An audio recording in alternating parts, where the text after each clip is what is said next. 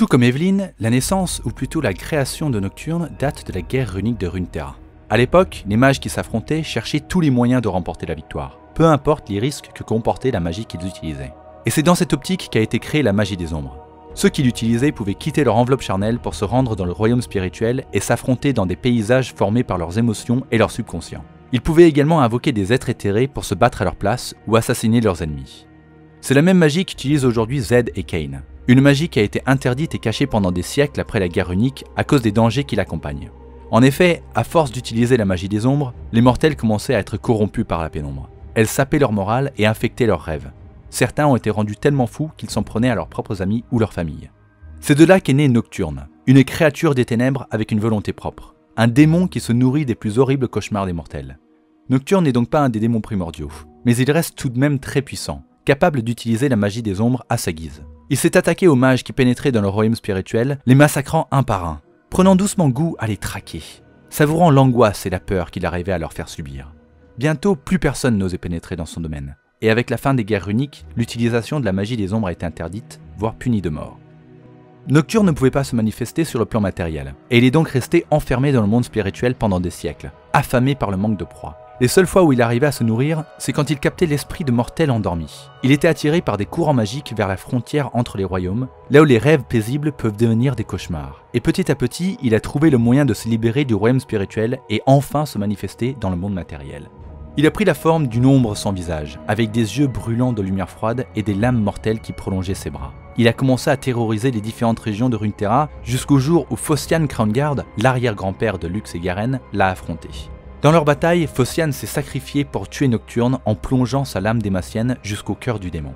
Du moins, c'est ce que les gens pensaient.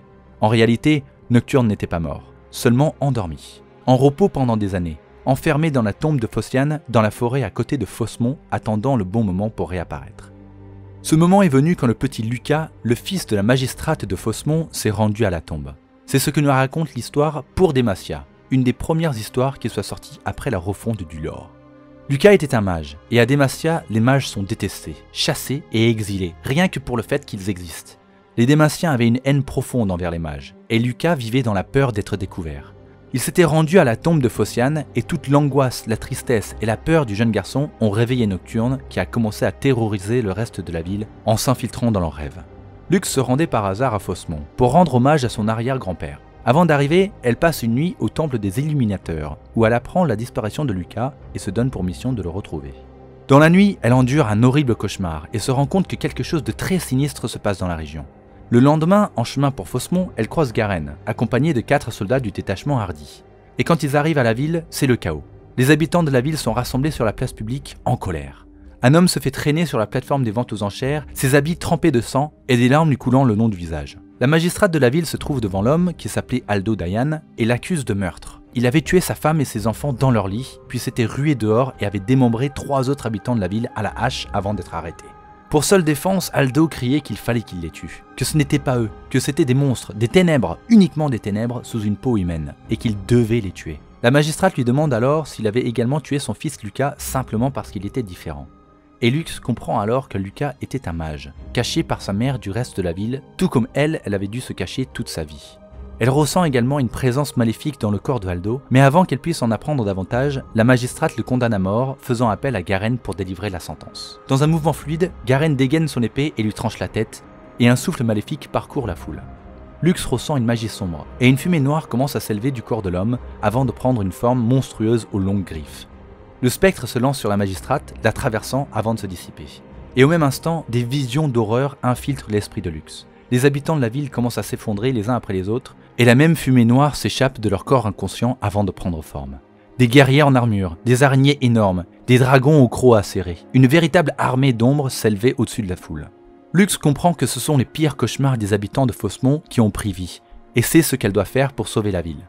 Elle saute alors sur son cheval avant de dire à Garen de ne pas mourir avant son retour, et part tout droit à la tombe de Phocian.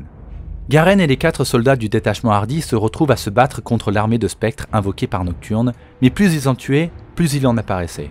L'imagination des humains était une source sans fin pour les créations de Nocturne.